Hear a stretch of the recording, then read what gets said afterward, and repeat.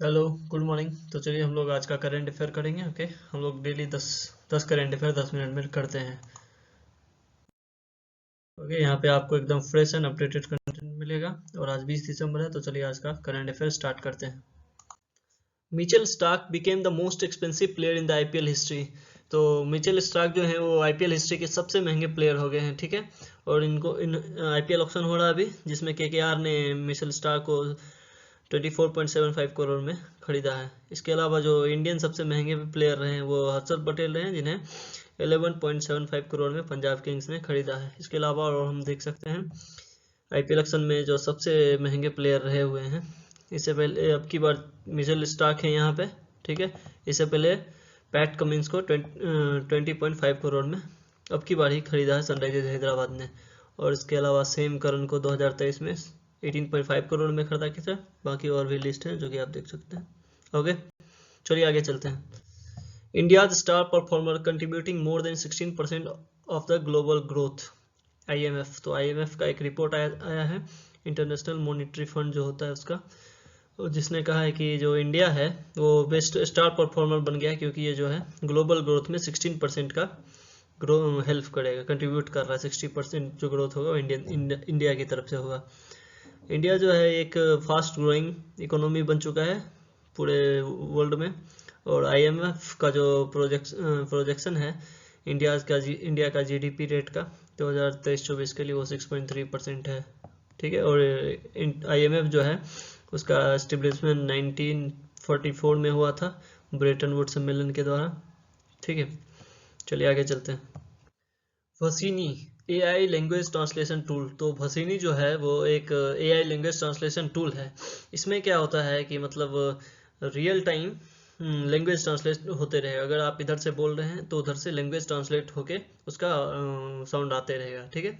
तो ये जो है ये काशी तमिल संगम जो हो रहा था वाराणसी में, उसका उसी में हमारे जो पीएम मोदी हैं उन्होंने इसका यूज़ किया था, ठीक है, इस ऐप का, जिसके थ्रू वो भाषण दे रहे थे। और दूसरे लैंग्वेज में जो वहाँ के तमिल के लोग आए थे वो तमिल में सुन पा रहे थे इस लैंग्वेज को, ठीक है, जो कि एक एआई बेस्ड है ये ऐप।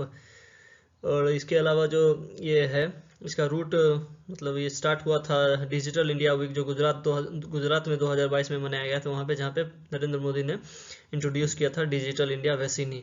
और ये जो ऐप है ये इसका मेन एम जो है वो इंटरनेट एसेसिबिलिटी को बढ़ावा देना और डिजिटल सर्विस जो है इंडियन लैंग्वेज में उसको बढ़ावा देना, ठीक है। चलिए आगे चलते हैं।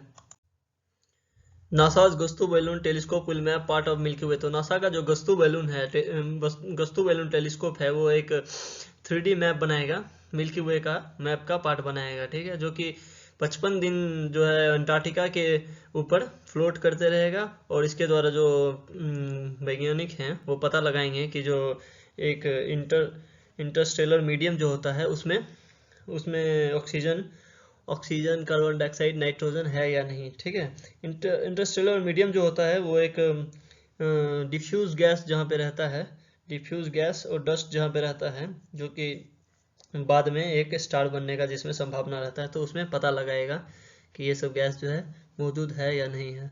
ये जो बैलून है ये अंटार्कटिका एमसी मुंड्रो स्टेशन से द्वारा लॉन्च किया जाएगा, दिसंबर 21 को लॉन्च किया जाएगा नासा के द्वारा, ठीक है। तो ये देख सकते हैं आप जो यहाँ पे बलून है, ओके।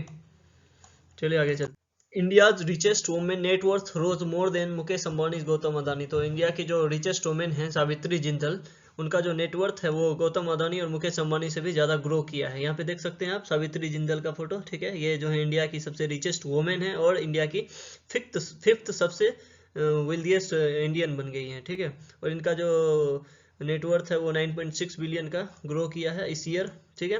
और ये जो रिपोर्ट है ये ब्लूमबर्ग मिलीनियर इंडेक्स के द्वारा दिया गया है। तो यहाँ पे आप देख सकते हैं रिचेस्ट वुमेन। और इसके अलावा हम लोग यहाँ पे देख सकते हैं इंडिया की जो रिचेस्ट वुमेन है उसका लिस्ट। तो सावित्री जिंदल 29 बिलियन के साथ एक नंबर पे। उसके बाद जो रहिका साइरस मिस्त्री हैं वो 2 नंबर पे हैं।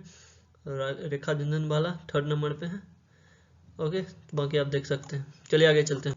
UN has declared 2024 the international year of camelids. तो जो UN है यूनाइटेड नेशन, उसने 2024 को इंटरनेशनल ईयर ऑफ कैमलिट्स के रूप में घोषित किया है। ये जो है मतलब कैमेलिड्स जो होता है एक ऊंट की तरह का जानवर होता है, ठीक है, जो कि 90 कंट्रीज में 90 कंट्रीज के हाउस होल्ड में यूज़ होता है, इसका यूज़ किया जाता है या फिर इसका इन्फ्लुएंस देखा जा सकता है।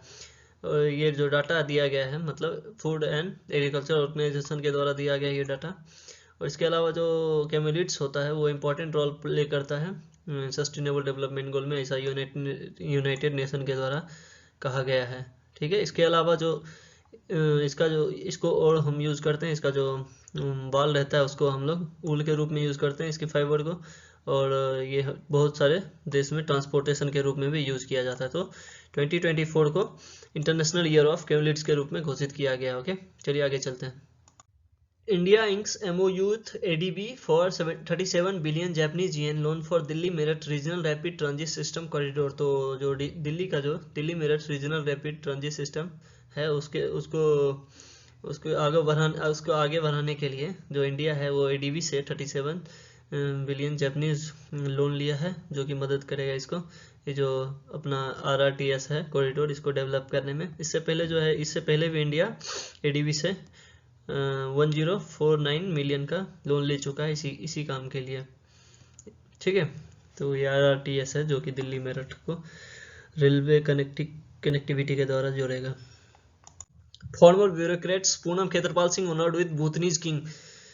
तो हमारी जो फॉर्मर ब्यूरोक्रेट्स हैं पूनम खेत्रपाल सिंह, उनको भूतनीज किंग के द्वारा अवार्ड दिया गया, और इस अवार्ड का नाम है national order of merit gold medal, ठीक है, क्योंकि इन्होंने आउटस्टैंडिंग काम किया था भूटान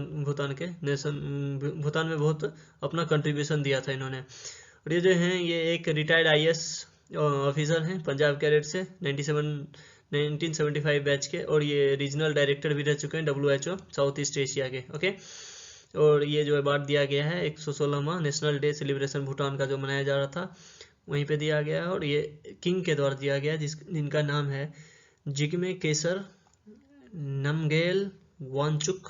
ओके, ये जो है ये भूटान के किंग हैं, अभी इन्हीं के द्वारा अवार्ड दिया गया है। इन्होंने अपना एक पाइवटल रोल किया था, जो कि भूटान का जो हेल्थ केयर सिस्टम है उसको ट्रांसफर करने में बहुत मदद किया था, और ये 2014 से ही वहाँ वर्क कर रही थी। ओके, चलिए आगे चलते हैं। खेलो इंडिया पारा गेम्स 2023, तो हरियाणा टॉप किया है इसमें, ठीक है, खेलो इंडिया पारा गेम 2023 में, और ये पहला एडिशन था खेलो इंडिया पारा गेम का। ओके, जो कि दिल्ली में हो रहा था दिसंबर में। इसमें हरियाणा जो है 1 नंबर पे आया है, जिसमें टोटल 105 मेडल हरियाणा का मिला है, जिसमें 40 गोल्ड 30 सिल्वर और 26 ब्रॉन्ज मेडल है। इसके अलावा यूपी जो है वो 2nd नंबर पे आया है, इसको 62 गोल्ड मेडल मतलब 62 टोटल मेडल मिला है, जिसमें 25 गोल्ड 23 सिल्वर और 14 ब्रॉन्ज था, ठीक है। तो ये पहला एडिशन था खेलो इंडिया पारा गेम्स का। ओके, चलिए आगे चलते हैं। PM Modi addresses participant of grand finale of smart India hackathon 2023। तो हमारे जो प्रधानमंत्री मोदी हैं वो एड्रेस कर रहे थे जो स्मार्ट इंडिया हैकाथन 2023 हो रहा था उसमें जो ग्रैंड फिनाले हो रहा था उसमें। ओके, और ये जो है 5th एडिशन हो रहा था स्मार्ट इंडिया हैकाथन का, और मतलब मोदी जी का जो एक नारा लगाया था 2021 में कि जय जवान जय किसान जय विज्ञान और जय अनुसंधान, तो उसी के अंतर्गत ये इसको सपोर्ट कर रहे थे कि अनुसंधान का भी डेवलपमेंट होते रहना चाहिए। ओके, चलिए आगे चलते हैं। ICRA revises financial year 24 GDP growth rate forecast to 6.5%। तो ICRA जो है वो रिवाइज किया अपना GDP फोरकास्ट इंडिया के लिए, ठीक है, जो कि 6.5% है। वैसे RBI का जो GDP फोरकास्ट है वो 7% है, जो कि इससे मतलब RBI के फोरकास्ट से इसका फोरकास्ट कम है। ICRA जो है इसका मतलब है investment information and credit rating agency है एक। ओके, और इसका एस्टेब्लिशमेंट 1991 में हुआ था, और इसका हेडक्वार्टर गुड़गांव में। ओके, तो आज के लिए बस इतना ही था। So that's all for today. Thank you. अगर आपको अच्छा लगा हो तो प्लीज़ लाइक करें, शेयर करें, सब्सक्राइब करें। Okay, thank you.